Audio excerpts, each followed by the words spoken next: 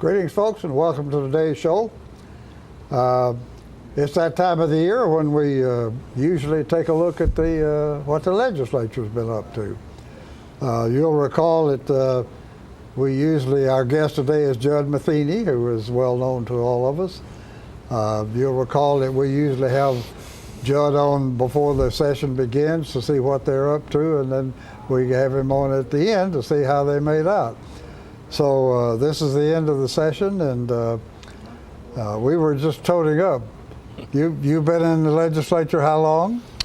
15 years. 15 years, and Yes, we've sir. done at least 2 shows a year. At least, and then if you count, I think we've done about 40 shows together, because if you count 7 or 8 election cycles, and you have a show every year, so it's been a long road. I see. I've enjoyed it, Tom. Well, good. Well, and so out of all those sessions, and you just finished up one, how do you rate that? How things are going? How has it progressed in the 15 years you've been there? Well, of course, the budgets are getting bigger, but that's normal. I think we're growing a little bit fast. But this year, I think in all the years past I've been there, the political decorum has been less than in the past. Just a lot more infighting within the party. As you know, the Republicans have a supermajority in the House and the Senate both, and so you really have conservatives versus moderate Republicans have filled the void of where you used to see Democrat versus Republican fight. But still, the number one fight, without a doubt, Tom, is urban versus rural. And urban versus rural, and it's become even more acute than ever. And the urban legislatures are just in constant competition with rural Tennessee, and it creates quite a dynamic, and it is a bipartisan dynamic. Well, I don't know if that's true at the national level, it's urban versus rural, but it certainly, the decorum issue is. It's too similar to Washington and Tennessee right now. Yeah, the political scene has become pretty ungentlemanly, hasn't it, honey? It has. It's not very well handled at all. And not just politician to politician, but also the public's perception and interaction with politicians the public's participation, has deteriorated also. Yeah. Okay, well, with that, folks, let's take a short commercial break, and we'll see what the legislature's been up to.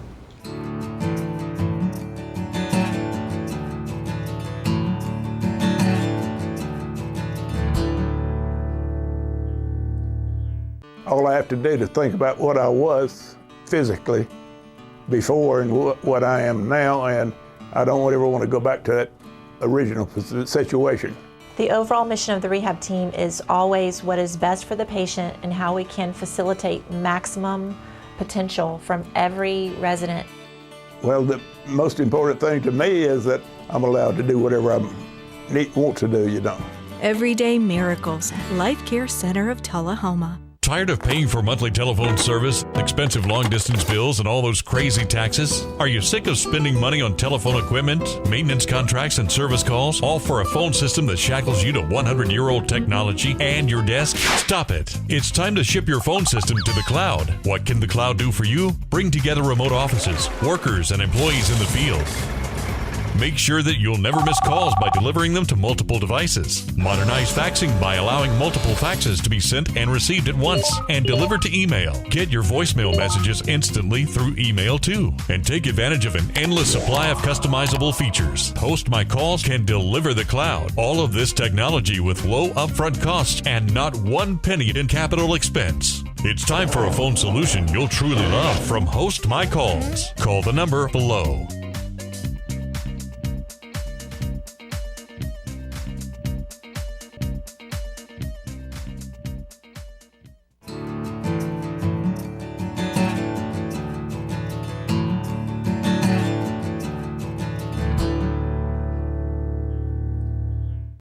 We're back, folks, and we're talking to Judd Matheny today, Representative Judd Matheny, and we're here to find out what the legislature's been up to this session, which has just ended. So, Judd, tell the folks, what do you think are the most significant happenings this term?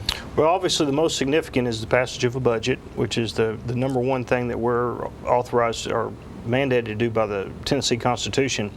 Now within that, the Improve Act, obviously, and transportation funding was probably the hallmark of the session. You had the governor's broadband initiative that we can talk about that a little bit, which was also a major issue. Within the budget are a lot of excellent improvements in higher education. Motlow College, for instance, is going to receive a $43 million appropriation for a new building in Smyrna. Most of our other community colleges are growing, and due to the Tennessee Promise, several years ago it was first passed to allow any basically graduating freshman or eligible person to be able to go to community college for 2 years for free. We expanded that about 2 years ago for anybody that had started college to be able to come back and finish their community college, and now it's open to everybody. All adults will be able to go. You don't have to start it earlier. That's correct. You can actually go back and just... Essentially, anybody that wants to go to the community college. Or our technical schools. Our TCATs, our Tennessee College of Applied Technologies, of which there are 27 of them now in the state. Yeah. And that really is quite an achievement. I think that I read recently that Tennessee is the only state in the country that does that. We are. New York is beginning to implement it also, but we are the only state in the union, have been for quite some time. And I know President Obama was down here seeing Governor Haslam about 3 years ago about it, to learn more about it. And folks may remember that President Obama talked about it on the national stage and encouraged states to do it 2 years ago also. So, and that all goes into the governor's, I've forgotten now what he called it, something 52, 55? Drive to 55. Drive to 55. By the year 2025, this governor hopes to have 55% of our population to have postgraduate degrees. Right. Or post-secondary degrees. Okay. All right, so that's quite an achievement. Which is an ambitious goal. But we can probably get there, but I don't want to burn a lot of time in it. But our career and technical education programs in the high schools need more help, and I think we're ignoring those as we continue to push just adults into higher ed. We still need to concentrate heavily on K through 12, and especially on career and technical education, dual enrollment, and other paths that students can take within high school. We can't lose sight of those. Yeah, and everything, the world gets more technical, and we still are getting a lot of squawks from industry that we're not giving them qualified. We definitely are not giving them qualified. That is the number one issue. By far, it's not taxes so much. It's not, of course, we have an excellent geographic location, but they want to make sure that we're going to provide them with a well-educated workforce. And many industries that we're seeing begin to look at breaking ground in Tennessee are looking at more and more automation, and many plants that used to, maybe a plant that used to 10 years ago would hire 250 people, that same plant 4 years from now can probably get by with 100 people or 120 people, and that's the way it's headed.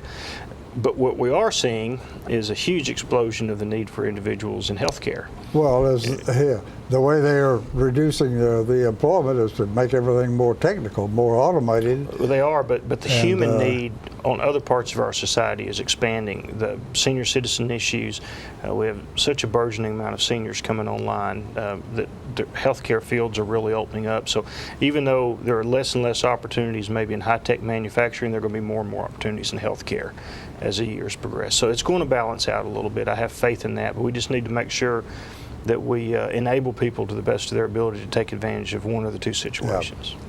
But the employment that the industry needs is going to require a high degree of technical skills. A high degree of technical skills, and they're expecting the state to have invested heavily in each prospective employer by the time they get to them with school and so that's the continuing thing. And I remember hearing 2 or 3 years ago that the highest paid guy on the floor at Nissan in Smyrna was the guy who tends the robots. Maintenance people. Oh, absolutely. I've got a very good friend who's been keeps the robots running in maintenance for 24 years at Nissan. They do very, very well.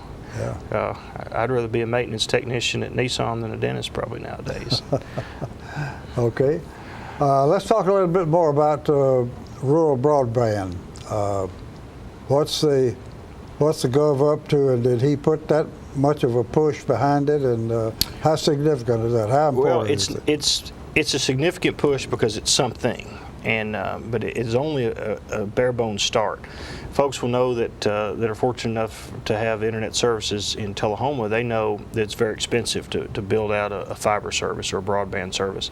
We put roughly $45 million in initiatives into a statewide plan that primarily allows electric co-ops really to take advantage of their existing infrastructure with poles and trucks and pole climbers and utility service providers to be able to build infrastructure in rural areas. That's essentially what we did, yeah. So Well, that's what we did. that- Our utility, though, we did it Right. unilaterally.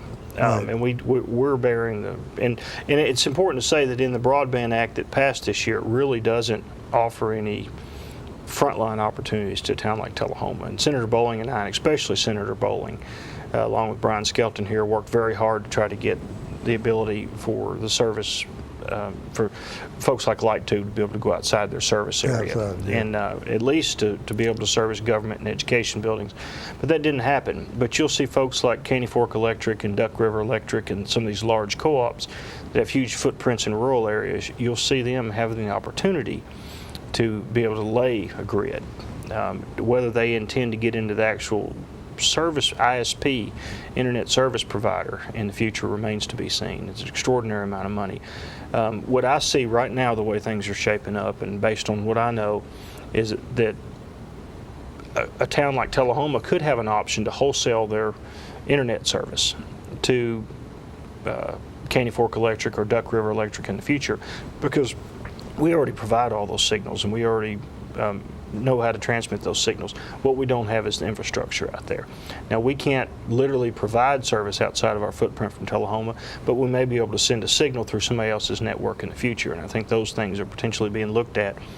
But these publicly owned co-ops, they're going through the process now of their membership coming on board and ratifying, basically taking some of the money the state's put forward and leveraging it for other bond issues to be able to go out and put an infrastructure grid in place, and 13 or 14 county loop and intersected in the middle, and begin slowly providing service to as many rural areas as we can.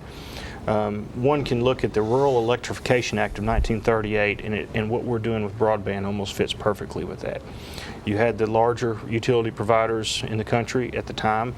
The larger ISP providers in the country now have basically taken the lowest hanging fruit, which are our urban areas and our suburban areas.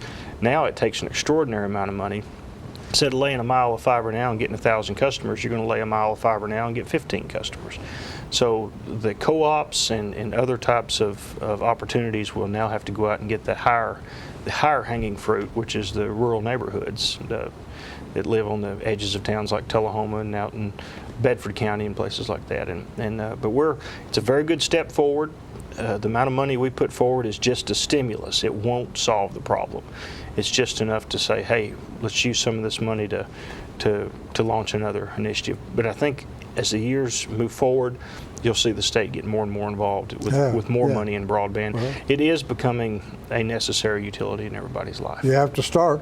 And We have to start. Huh? And if you took the full amount the state gave us, or the state returned to the taxpayer of $45 million, you could only do maybe 3 towns the size of Tullahoma, fully wire them. So obviously it's not enough money for the state, but it is enough money to get some larger areas started and to see how it goes, and we can revisit it every year. Okay, very good. Well, with that, folks, let's take a short commercial break and we'll come back and go some more.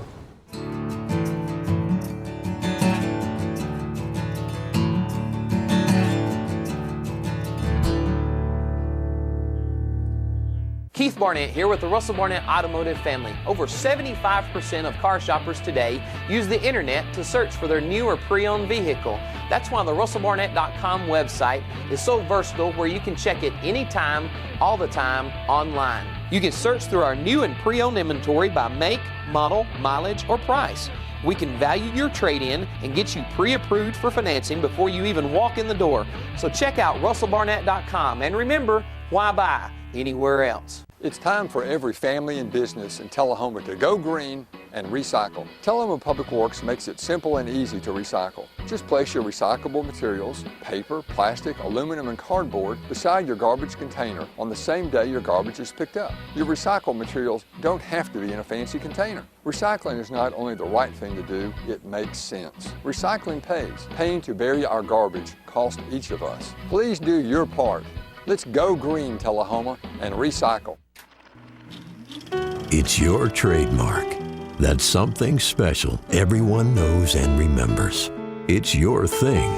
It's made holidays special for decades and summers unforgettable for the entire neighborhood. It's made everyone laugh every single time.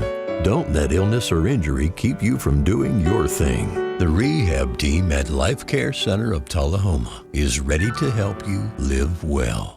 I'm meteorologist Leland Statham from the News Channel 5 Weather Center. Look to Jim Fuller and crew for local news night here on Channel 6.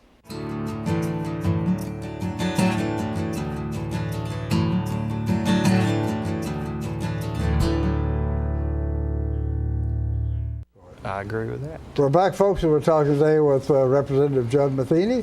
We've been catching up on the legislative session that just finished, and we touched on the Improved Act, but I think Judd has a couple more items he'd like to. Sure, I wanted to let people know really how the Improve Act, or the gas tax, whatever you would like to call it, actually went down. Of course, the governor proposed the Improve Act in 1st of February of this year, which created an increase in the diesel tax and gasoline tax, but a $5 increase on everybody's vehicle registration, and among other things, and did a $100 registration fee per year for electric vehicles. And this was used to to restart our transportation infrastructure budget in Tennessee, which was really gutted in the last decade through TennCare overspending. And that really, the federal government forced us to do that through a whole lot of lawsuits and consent decrees that were entered into years ago. So it really busted our budget. So the Improve Act was meant to get us from being really a maintenance-only state back to a construction, highway construction state. Folks do need to realize we had serious budget surpluses this year in the neighborhood of $2 billion. About half of that recurring, which means we'll see it every year, and everything tends to say that we're going to see these same surpluses next year. Another part of our surplus was about $1 billion was one-time money. Most of that through franchise and excise taxes that corporations pay. Our geographic location is phenomenal. We have we have about a dozen interstates that touch or intersect Tennessee in some way, and they're equally distributed Middle East and West. We're just a great state to manufacture in, to transport from, and to warehouse and ship from. So all these things help to create these surpluses we have. Of course, there's no doubt we have a deficit and we have a backlog in transportation programs in Tennessee that need to be built. The whole country. And the whole infrastructure in the whole country. And not just transportation, but electric and plumbing and a whole host of other things. So what we're down to the last man and woman in the General Assembly, the House and the Senate both, 132 of us, nobody disagreed with the need to fully fund a transportation initiative. What we did have some disagreements on is how are we going to do that? Do we want to do that with a new tax, or do we want to do it with some of our recurring existing revenues? Instead of grow the rate of government so fast, let's slow the growth rate of government, keep it closer to how our personal income would grow every year, and let's plow some of our surpluses back into the state transportation infrastructure. And we were unsuccessful in that argument, and the Improve Act passed, and now we have to implement it the best we can, and that's what our job will be. Coffee County will look at about $43 million over the next decade in new money coming into it for road projects that really are in some phase of completion or putting together at this point in time. We've got probably 30 road projects in Tennessee that are in some stage of development, right-of-way acquisition, environmental, it could be in engineering, and we just haven't had the money to actually get out and truly start them. So there'll be this new money coming in. In addition, there'll be about $10 million coming to local governments. That $43 million I mentioned is state money that will come in for state projects. There'll be about an additional $10 million that will be split up between Manchester and Coffee County and Tullahoma City over the next 10 years that will go to pave local roads and other issues. And then we had one of the bills I passed this year put about $590,000 in one-time money into Coffee County just this year for local road projects. And on top of that, the governor's budget had about another $500,000 in one time. So there's pretty good shot in the arm coming just for this year. And I think Benton Bartlett, our road superintendent, who's doing a great job, he and I have kept in touch regularly. And he's doing a great job budgeting with what he has, and he's enthusiastic that he's going to be able to get out and do some projects that have been needed to be done for a long time, and so we're glad to be able to do that. And stay tuned in, because they haven't yet told us what projects this is going to be. No, so, but I can get you that list. The list is actually out there, Tom, and I mean, it's a lot of them are small projects, but we have things that are very acute to us in Tullahoma, like the widening of Cedar Lane and some other issues that have to be paid for. And then Manchester has a large bypass issue they're working on. We're trying to get a 4-lane extended in Manchester. We've got to get our 4-lane built all the way to Shelbyville on Highway 41. So there's a lot of issues close by, and there's turning lanes. That's a slow process. There's turning lanes, and there's traffic lights, and there's guardrails, and there's sidewalks, and there's a whole host of other things that are involved. Well, I want to get, we probably never will have enough money to do all of the infrastructure that we need, but at least we've got a good start going. I want to talk something about testing. There's a constant flap going on about in the school systems about 10 ready and the testing, and we've been trying to do it for 2 or 3 years, and they never have been able to get the thing unscrambled so that it works and works right, and we get the results in time to do something about it. And most of the school, or a lot of the school systems in the state, would really like to just abandon the thing and rely on the ACT, SAT. That's exactly right. field. There's no reason why we can't. And I have to give a lot of credit to our superintendent, Dan Lawson, here in Tullahoma, for educating myself and putting together a coalition of about half of the superintendents in the state to try just for that, to get that discretion back to the local education agency to be able to decide what test they want to use for their end of the year testing, their final testing. And we have been unsuccessful for 2 years now with going to the ACT or the SAT as the standard, and the governor has pushed the TN Ready hard. We've had a couple of catastrophic starts with that, and again this year the test scores still aren't ready. And I mean, the students are going home and everybody's getting ready for next year in colleges, and it's a broken system. The vendor we're using obviously can't control the product. The sub vendors that they have hired, the subcontractors that vendor has hired, has not been able to fix the problem. You may remember 2 years ago, the entire system crashed on the eve of the test, and we went back to paper and pencil. Yep. And it's been, and Tom, I can't give you the exact figure, but I will say it's well over $100 million that we've spent on the TN Ready testing, and it's still not. We've spent millions, and we've also put a load on the teachers. The morale in the classroom is disintegrating due to the heavy hand that the executive, and in some fault the General Assembly, has had over the last 8 years against the classroom. And most of the General Assembly has done an about face on that, and I think is back squarely on the side of education. Wow. But we are fighting the executive on some of the more onerous issues that he has in the classroom. So. Well, and then at the end of the day, I keep asking myself, what is it we're getting out of 10 Ready? Even if the thing was working, what do we get? What's new? What is it we don't otherwise have? I never have gotten an answer to that. Do you know? Well, I don't know if I can give you a perfect answer, but obviously we want to try to get a strong barometer of where we are as a state with our math, English, and science skills. And we want to be able to portray those to industries that come here. We want to be able to portray those to our colleges and universities and then other people that might want to relocate to Tennessee. So the idea is to have a test that accurately captures the image of where we are from an educational standpoint in the state. T and Ready test cannot do it, or it has not been able to do it. We've had much more luck with the ACT and the SAT, and they've served us well for many years. The colleges trust them, and the universities trust them. The federal education financial institutions trust those two tests, and there's no reason why we couldn't tune those up a little bit and make them work continually here. T and Ready, nobody outside of the state of Tennessee is interested in it anyway, even if it was working. Right. Because the SAT and ACT are there and can be compared across the country. Well, guess what? We have run out of time, folks. We'll take a short commercial break and wind up.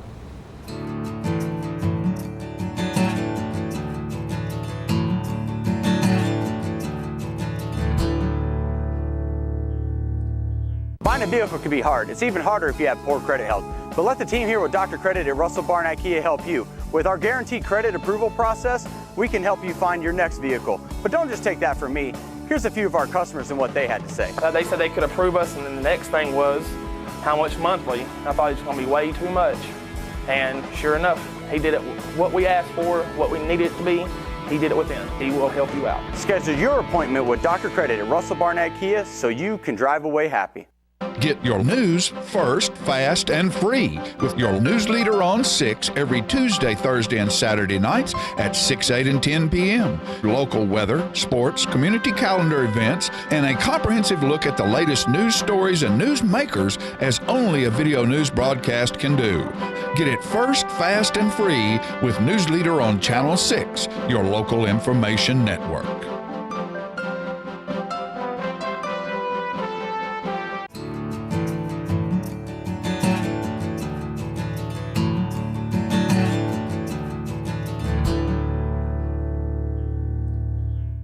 We're back, folks, and we've been talking today with Representative Judd Matheny, as we do a couple of times a year for 15 years now, and his time in the legislature.